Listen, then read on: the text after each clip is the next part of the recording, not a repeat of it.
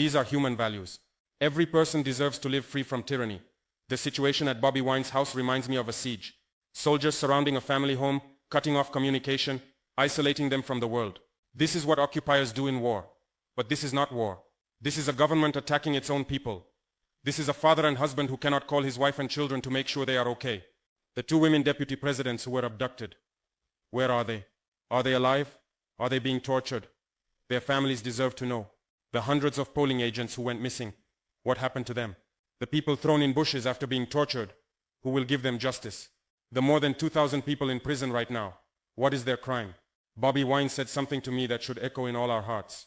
He said ultimately the future of Uganda is free, united and prosperous for all Ugandans.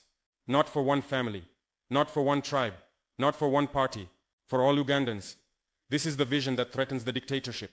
Because when people are united, when they see themselves as one nation instead of divided tribes, they become powerful, they become unstoppable. The Electoral Commission that announced fake results, they are part of the problem.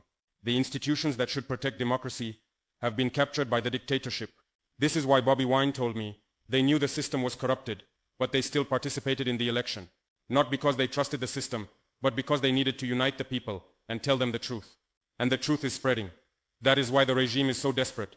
That is why they must surround Bobi Wine's house with soldiers. That is why they must threaten to kill him. That is why they must arrest thousands. Because the truth is more powerful than all their guns. When the internet was switched off, and people were being killed, the regime thought nobody would know.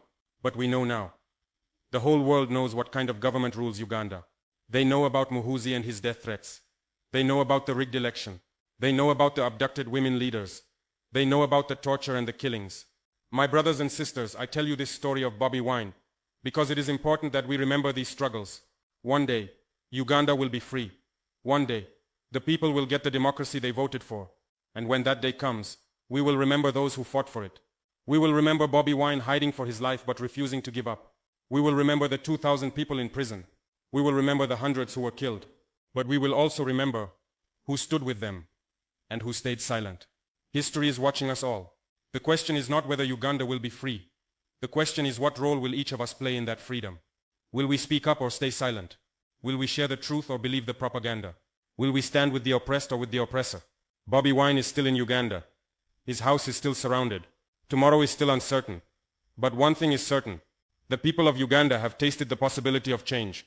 They have seen that when they unite, they are powerful. And no amount of military force can make them forget that power. The struggle continues, and freedom will come.